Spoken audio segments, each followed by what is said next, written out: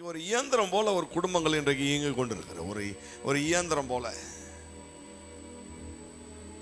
Machine மாதிரி அந்த வாழ்க்கை தான் இன்றைக்கு மனிதனுடைய வாழ்க்கை இயங்கி கொண்டிருக்குது. ஏதோ சாப்பிட்றதும் தூங்குறதும், சபைக்கு வர்றது கூட ஒரு மிஷின் மாதிரி தான் இயங்குறது. இதில் உண்மையான அந்த அன்பு இன்றைக்கு அநேக நேரங்களில் அநேகருக்குள்ள இல்லை. உண்மையான அந்த விசுவாசம் இல்லை, ஜெப வாழ்வு இல்லை. ஒரு மிஷின் எப்படி இருக்கும், அது சுவிட்ச் போட்டால் இயங்கிட்டே இருக்கும். எப்பாவது அதுக்குள்ளே கோளாறு வந்தால் தான் நின்றுடும், இல்லைன்னா என்ன செய்யும், அது இயங்கி கொண்டே இருக்கும். இன்றைக்கு மனிதனும் அப்படிதான். கடவுளை ஆராதிக்கிறது ஒரு மிஷின் மாதிரி தான் ஆயிடுச்சு.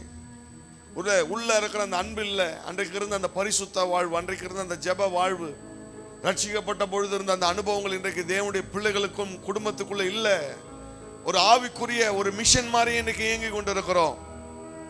கடவுள் மேல் உண்மையான அந்த அன்போடு தேவனை நேசித்து சபைக்குள் ஆராதிக்கிற அந்த ஆராதனையும், கர்த்தருடைய வார்த்தைக்கு தங்களை ஒப்பு கொடுக்கிற ஜனங்களும் இன்றைக்கு சபைக்குள்ள சமுதாயத்திலும் இல்லாமல் போனார்கள். ஆகவேதான் இன்றைக்கு சபைக்குள்ளும் சமுதாயத்திலும் தேவனுக்குரிய குடும்பங்கள் சபையில் எழும்பல.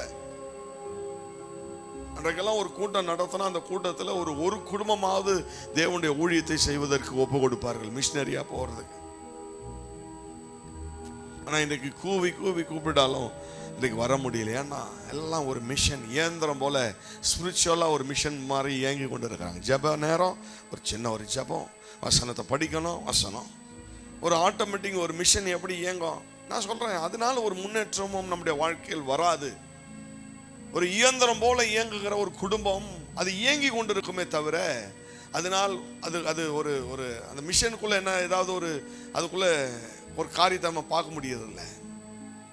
நண்புக்குரிய தேவ பிள்ளைகளே, இன்றைக்கு நீங்களும் நானும் அப்படி இயங்குகிற ஒரு இயந்திரம் போல இருக்காமல், ஆவிக்குரிய வாழ்க்கையா இருக்கட்டும், உலக வாழ்க்கையா இருக்கட்டும், இன்றைக்கு குடும்பங்கள்ல அந்த ஒரு மனம் இல்லை. குடும்பம் இன்றைக்கு ஒரு சிதைந்து இருக்குது. பிள்ளைங்க ஏதோ ஒரு வழியில போதுங்க, பெற்றோருடைய பேச்சுக்களை கேட்கறதில்ல, மனைவியோ கணவருடைய பேச்சை கேட்கறதில்ல, கணவனோ பிள்ளைகளுக்கு விரும்பின மாதிரி வாழுறதில்ல, அந்த குடும்ப தலைவன் பிள்ளைகளோ மனைவியுடைய அந்த எதிர்பார்ப்பை பூர்த்தி செய்யறதில்ல. இப்படி எல்லாரும் ஒரு வழியில போனா அந்த குடும்பம் எப்படி அது வாழ முடியும்? கொஞ்சம் யோசிச்சு பாருங்க. இன்றைக்கு இந்த சத்தியத்தை கேட்கிற நீங்கள், நான் விசுவாசமாய் சொல்லுகிறேன், நீங்கள் உங்கள் குடும்பமும் நிச்சயம் கட்டப்படுவீர்கள். சிதைந்திருக்கிற உங்களுடைய குடும்பங்களை கர்த்தர் நிச்சயம் கட்டுவார்.